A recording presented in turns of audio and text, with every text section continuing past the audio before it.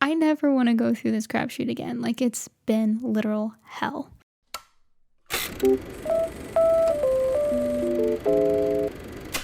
Hey everybody, what's up? It's Haley and welcome back to my YouTube channel. Today, I actually want to talk to you about anxiety. Anxiety has been plaguing me for the past 4 months. Well, actually, that's a lie. Really, since probably January or February, I started having panic attacks, but we're going to get into all of that. So I want to cover 4 bases whenever it comes to my anxiety experience. We're going to cover my past with anxiety, how my current state of anxiety started, my symptoms of anxiety, and then lastly, how I'm coping, if you can even call it coping, with my anxiety at this point. I actually had an anxiety episode last night where I woke up sweating and my heart was beating really, really fast. It was like 5 a.m. I'm like shaking and feeling like I'm gonna throw up. It was miserable. First off, my past with anxiety, the furthest back that I can go with it is 2nd grade. I had an upset stomach nearly every single morning, and my dad would actually have to take me to school late because I would be so sick every single morning. In middle school, I struggled a lot with depression, which that's not necessarily anxiety, but like depression and anxiety go hand in hand. But in middle school, I struggled a lot with depression because of some situations that were going on at home. And then also I had like friends, but I had kind of grown apart from them because in middle school, everyone's so awkward and like changing. And some of the things my friends were doing, I didn't really want to be a part of. So like I was kind of a lone wolf. And I was also getting bullied at the time. So that did not help either. I ended up feeling like super duper depressed my senior year of high school. And then I graduate from high school, right? That's so exciting. It's so great. And then I get sick like every single morning until about 12 or 1 o'clock in the afternoon. I didn't really think too much of it at the time, but looking back, it was definitely anxiety. Going through what I have been going through for the past 4 months, I can really see where a lot of my anxiety has been throughout my life. I even went to a therapist my sophomore year of high school, and she was like, "You sound completely normal." And I was like, "How is this normal? I feel like the world is not right. Like there's just something not right going on." Number 2, how my current state of anxiety started. This is an interesting story. I moved away to school a little less than 2 years ago. I was like super stoked. First semester was really great, and then we started kind of having like family trauma, and that was really messing with my psyche. Then COVID hit. I pretty much locked myself in my room, so I basically would go to work, my apartment, and Kroger to get groceries. And I had 2 jobs that summer, and then like there weren't really a whole lot of people at school, so it was just like really lonely, and I was not going out. On top of that, I wasn't really eating right. I started eating like a bunch of carbs to fill me up, so I was eating breads and pastas and stuff like that, and I had not eaten bread and pasta for like 4 or 5 years. Then I turned 21. So I start drinking. Honestly, like drinking just makes my stomach hurt, so I don't really have a good time with it even when I'm trying to. So I didn't drink a whole lot, but like still drinking is not good for anxiety anyways. On top of that, I wasn't exercising. I've just always been a very active person, and then during this time, like I was not exercising, which is not good for you at all. I also wasn't hanging out with my friends. I was only hanging out with my boyfriend. I became one of those girls. Obviously, you need to have more relationships than just your boyfriend. I had just like grown so burnt out. But I think honestly, like COVID just made me really not motivated to do anything. My alone time was always spent just doing homework, doing things that I didn't want to do. That's not rejuvenating. That does not give me energy. I also felt like I wasn't working towards any goals that I was trying to achieve. Like, sure, graduation is a big goal, but I just felt like I was not working towards anything because college doesn't guarantee you a job. I wasn't really super involved on campus because I was working, and then also trying to maintain a social life because that's what I need, and then trying to maintain having alone time, which I wasn't doing. Like there was just so much going on. I wasn't surrounding myself with positive things.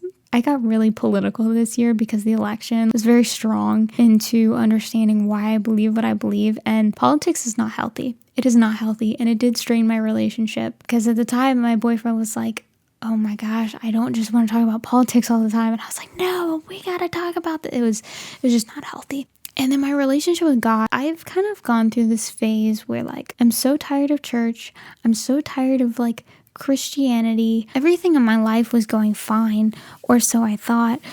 Clearly by this list, it wasn't. I just like neglected my relationship with God. So next, let's talk about my symptoms of anxiety. A lot of people don't really understand. Honestly, I didn't even understand until 4 months ago how bad anxiety can actually be. Like, if you've never dealt with anxiety on a regular basis, you don't really understand. If you think that they just need to get over their fear, if they just need to push through it, there's a lot more that goes on behind the scenes with someone with anxiety, and that's exactly how it was for me.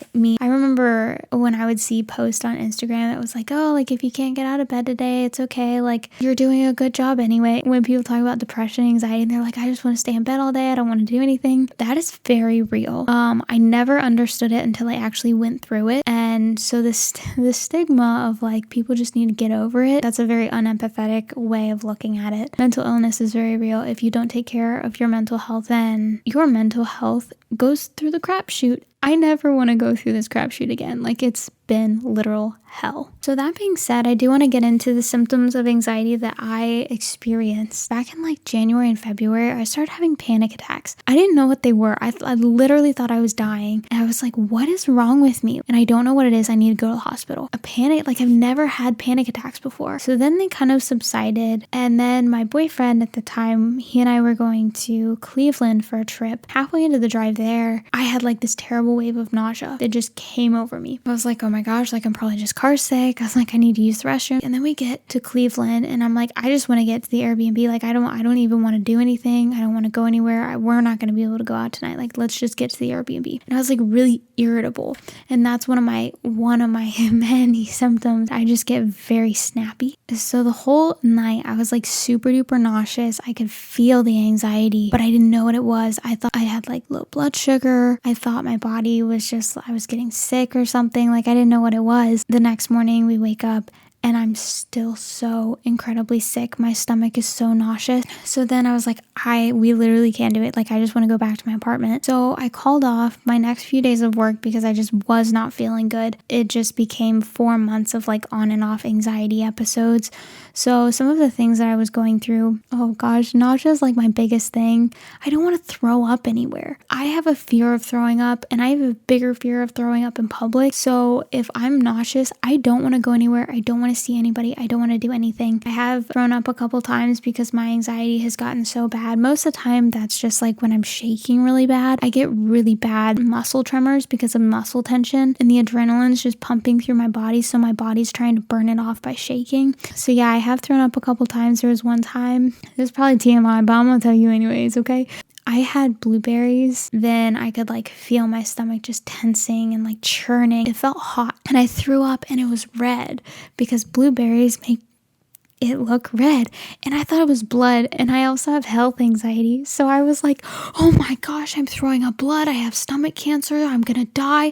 Like that's where my mind would go. That's vomiting. That's a good time. Not really. And then I'd get acid reflux, and I would get like days where I would feel like I was gonna throw up constantly, but I never would. And then nausea would always make me not want to eat because, like I said, I have a fear of throwing up. And I would just never want to eat because I was afraid that if I ate, it would make my stomach throw up. I would push myself to eat as much as I could because I know that if I'm not putting food in my body, then that's not good. This is honestly probably my scariest symptom. Tonight for dinner, I had absolutely no appetite, but I was like, all right, like I have to eat. So that did lead me to lose weight. I've dropped about 20 pounds this year. Some of that's from not working out too, though, because I've lost muscle.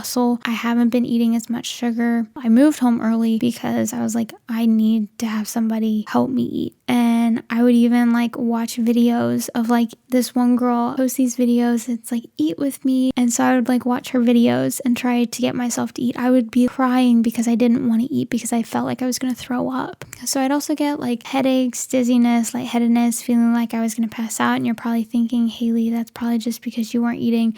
No, like I would even come home and I would be eating plenty of food. I would still feel the dizziness and feel lightheaded. So I also felt a lot of times like I had the flu. I'd get muscle aches, and then I would also feel feverish, but I didn't actually have a fever. I talked about muscle tension, tremors, shaking. If I was violently shaking, I would throw up. That's pretty much what would make me throw up, because like my intestines were so tight. My gut, my neck and shoulders, like I'm constantly like this, and I have to like remind myself to relax my body. It even caused like pressure in my ear because my neck was just so tense.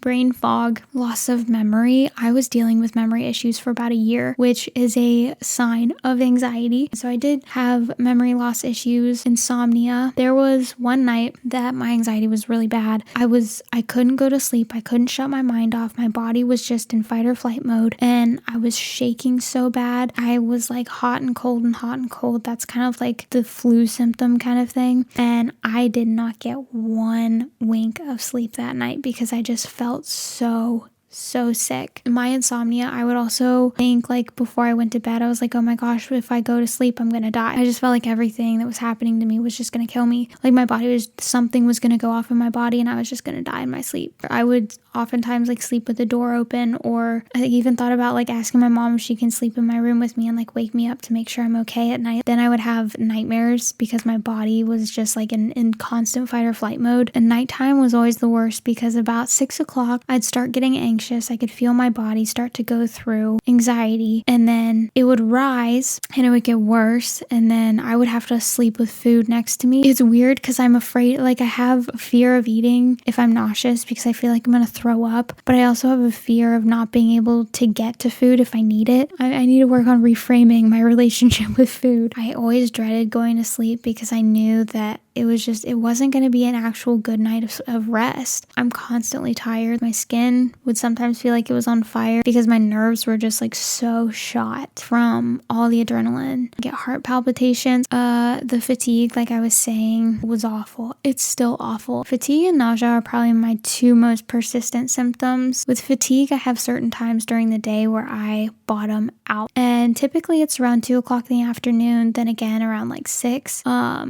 Depersonalization and derealization. This is one that I didn't experience too much, thankfully. This one always scared me. I did experience this on some occasions where my brain would just be so exhausted from dealing with all of that anxiety, and I would oftentimes feel like everything around me was a dream. Sometimes like it even just makes you feel drunk. It makes you feel like nothing's real and you're just kind of like, what the heck is going on? I went down to Alabama for my cousin's graduation, and I went to go visit my aunt and uncle. I had no idea what I was saying the entire time. I probably looked so high. So yeah, so those are a lot of the symptoms that I was dealing with, or that I have been dealing with. And I even dealt with that this morning at 5 a.m. It's honestly been hell, to say the least. So anxiety does this thing where it traps you. You feel like you're trapped. I have 4 different traps that I wanted to talk about.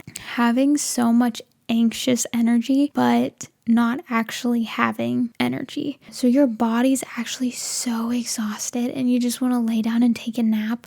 But because your brain is telling your body that you're in danger, your body is like, oh my gosh, we have to do this. Like it won't actually let you rest. You just don't know what to do. Like you sit there and you're like, I don't know what to do to fix this. Number 2, this is wanting to have something to listen to, but your brain is so exhausted that it doesn't want to listen to anything. I've spent like 5 hours, more mornings than not, sitting on the bathroom floor feeling like I was gonna throw up. So I'd be like sitting on the floor and I'm like, okay, like I need to listen to something. I just need to distract myself because I don't want to go through this. But then now I know that you don't, when you're going through anxiety, just go through it. Just let your body go through it. So I would want to turn something on to listen to because I was like super bored and I needed something to distract me.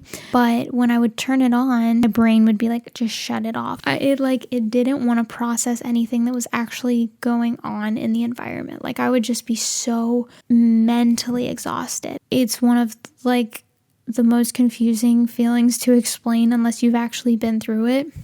Number 3, I have health anxiety. Like I said before, threw up, thought that I had stomach cancer. I've thought that I had like brain tumor. I did think that everything that was happening to my body was always going to lead me to death. But with health anxiety, I would think that I have everything. If somebody would tell a story about like getting sick, I'd be like, oh my gosh, I have that sickness. I know my dad told me a story. He was like, yeah, like one time I felt like I was gonna die if I fell asleep. And then that was what triggered my insomnia issues with like, oh my gosh, if I fall asleep, I'm gonna die. I love my dad, But don't give me those ideas anymore, okay? I know this morning even, like when I woke up and I was like sweating and my heart was pounding super fast because I was anxious, and I knew it was because I was PMSing. I like looked up online. I was like, all right, like PMS, night sweats. It did say like girls can do that when they're getting ready to start that time of the month. And I was like, oh my gosh, I'm gonna die. Like that's just where my mind would go. I've read on forums online people saying like, I'm right outside the hospital just in case anything happens. And it's all their anxiety. And then lastly, exercising is also another one of those cycles. I had an experience happen like a couple months ago. I had signed up for Planet Fitness at the beginning of this year, and I went by myself one time and I was wearing long pants, which is never a good idea for me because I always get really overheated when I'm like doing cardio and like wearing long pants. So I was wearing long pants. I was running on the treadmill for like 20 minutes. At the end of my run, my eyes kind of start like, I don't know what that is. My eyes start to kind of like grow narrow, like the tunnel vision. That's what I was going for. I started feeling like I was going to pass out and throw up, and passing out in front of people, like I said, and throwing up in front of people is one of my fears. And I think that triggered my fear of exercise, because after that I like stopped exercising again. So now when I try to exercise, it sets off my anxiety because I start to get like a fast heart rate and I start to get like I sweat. So I'm currently in the process of trying to work on getting over that. Number 4, the last point that I want to talk about are things that I am doing currently to cope with my anxiety. I am like super adamant about overcoming anxiety.